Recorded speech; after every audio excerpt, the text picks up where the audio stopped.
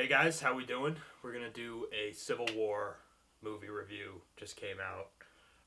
This movie requires you to think about the real world in a way that even real world movies don't. Like in the way biopics don't. I think biopics have the same effect. Oftentimes, biopics would work the same if the person was made up. If none of that stuff happened, and usually like 3/4 of it is. You don't have to when you're engaged in the world of a biopic, when you're watching like those classic based on a true story movies, you're just thinking about the movie. But when you watch Civil War, even though it's fictional, you have to think about the world outside of the movie a lot more. So that's interesting, and that's an achievement, at least conceptually, behind the movie. Um, and I think that is where the interesting parts of Civil War lie, conceptually. I think it's as a movie, it's a good action movie. There's some really intense scenes. There's some suspenseful scenes. Yes, the gunshots are super loud. Some of them are shocking. You feel it, but I don't care about that stuff. Who cares about that stuff? There's so many. Okay, yeah, maybe the gunshots are louder in this movie than in most other movies. Good, but you don't. You don't make this movie. You don't go to this movie to just see another action movie. Then again, the funny thing is that you could. You could go see this movie just for another action movie, and that's kind of the confusing thing about it. Is like it does work in that realm. Like if you didn't know anything, if this movie existed as it was, but America didn't. We didn't. It was completely fictional. But we went and saw this movie. It would be like you could watch it. Like it's oddly like designed for that, which is the thing that confuses me about this. There's different aspects. I don't want to say conflicting aspects of the movie, but there's distinct aspects of it that are confusing to reconcile, and that's its status as just a classic Hollywood action movie, which it is. That and then also, the fact that it's trying to seemingly say something more about America and our current situation, and it's set up to have a different ethos than most action films we go see, usually which are, let's say, not anti-war. And that's true for a lot of war movies too. I do think it's possible to make an anti-war war movie. I think some of them do exist, but still, most war movies probably are not necessarily anti-war when they're showing spectacle, when they're showing all that. I can get behind that. Um,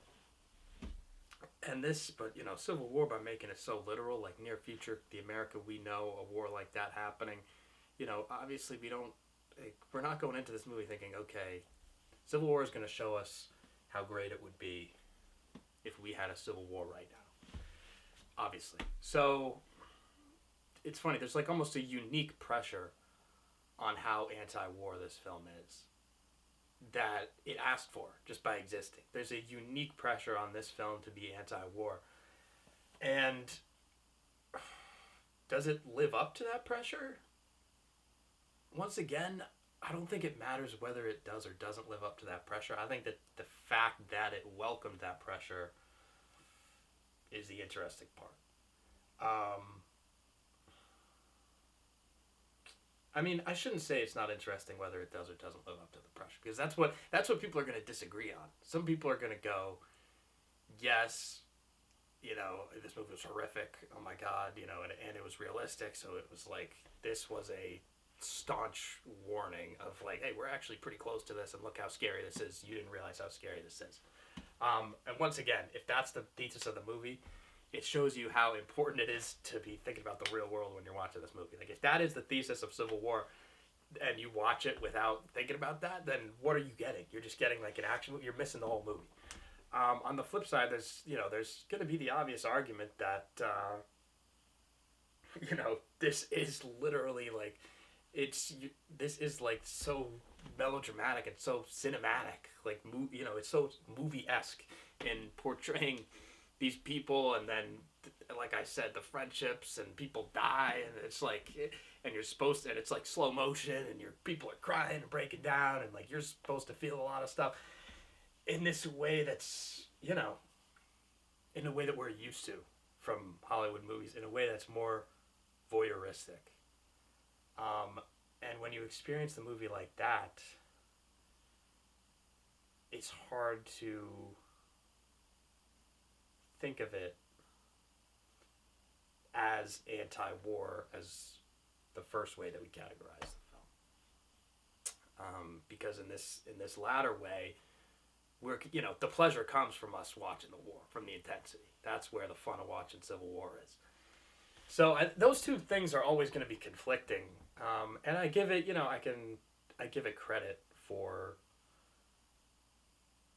inviting that conflict, because I think wherever you stand on Civil War, it invited that conflict. It invites us to have that inner debate, and that debate amongst each other, whichever way you fall on it.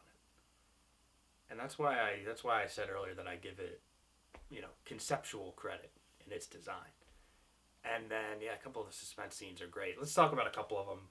The best scenes of the movie are the kind of side character scenes, the side character interactions when they come across creepy people on the side of the road, just confusing people on the side of the road, locked in their own sort of violent conflicts. It's just, think of it like The Walking Dead without zombies, where the scariest part is always like what human characters are we going to meet, and what are they up to? And the best one was the sniper match with that rogue sniper in the house. So the main character's bullet comes out of nowhere. They looks like there's nobody around. So they get out of the car. They're like, "What's going on?" They find two guys dressed as soldiers. We don't know exactly what they are, but they seem to know what they're doing. And they're essentially locked in a death match with this sniper who's way across the field in a house. And then the main characters are asking these two guys all these questions, like, who is that? Like, why are you fighting them? What's going on? And the way that these two guys respond, it's like so nonchalant, but it's like they're dumbfounded that our main characters would even ask those questions. They're like, they're trying to kill us, so we're trying to kill them. Like, we're not trying to die.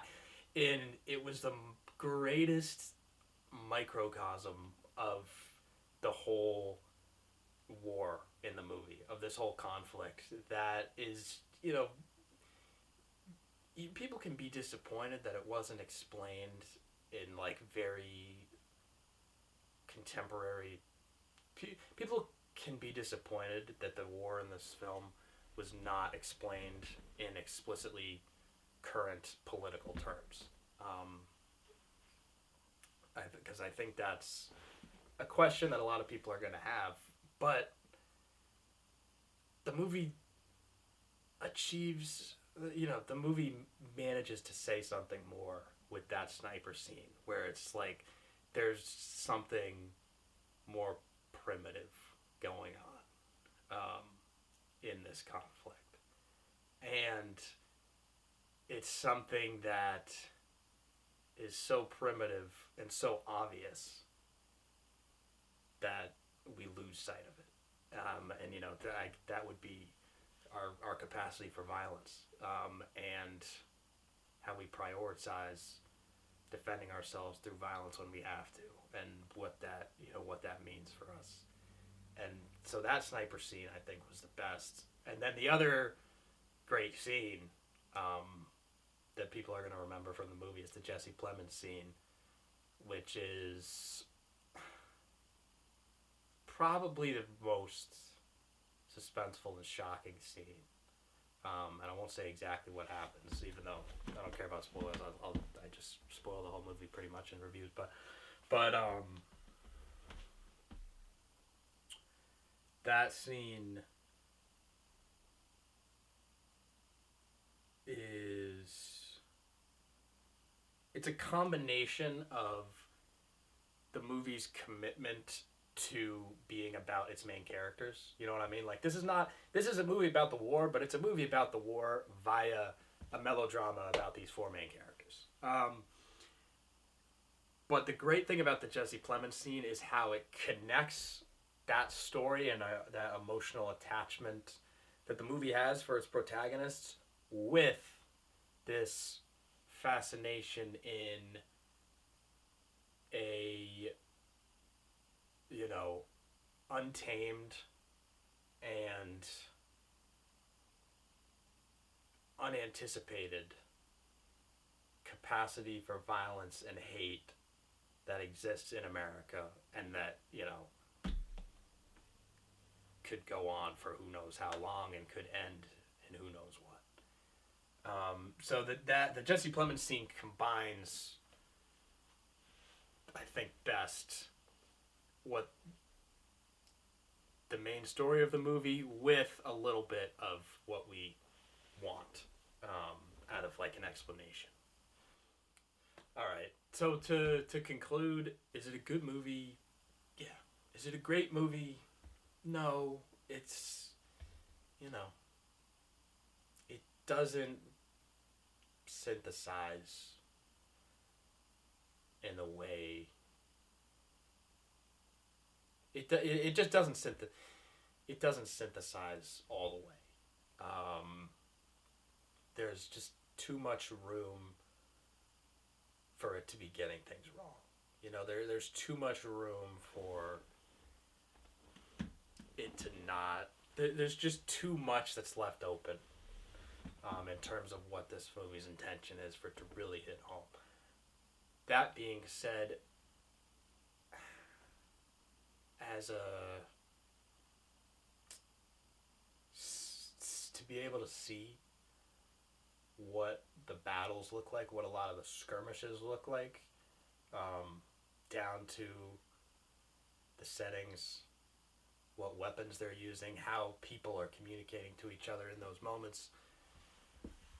It's effective. It's effective towards seeing. But, you know, overall, as I said, I think it leaves too much. It left too much open. It left too much open to be a great movie.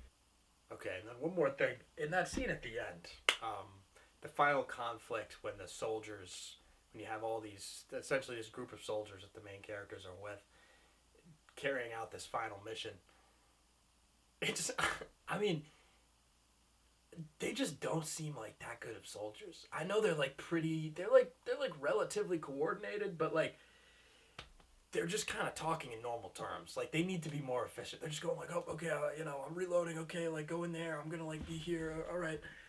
You know, we need just like go go go. Like we need them to just be a machine. And those people, they were good, but that was not a machine. Like I don't believe that those are the top soldiers. Which you know maybe that was kind of the point that some of these different factions and the way that the country was split. These aren't top soldiers anymore. They're good soldiers, but maybe not what we would expect from a united U.S. military. I don't know, but that scene, I don't, I don't think it was like bad, but it wasn't bad, but it was kind of funny to me. I don't know. Let me know if you agree, because some of you know the friends that I saw it with, I don't think they necessarily agree, but I thought it was funny. Yeah. And then let me know what you thought of the movie, or if you agree with my take on it, or if that made any sense. All right, thanks. See you guys.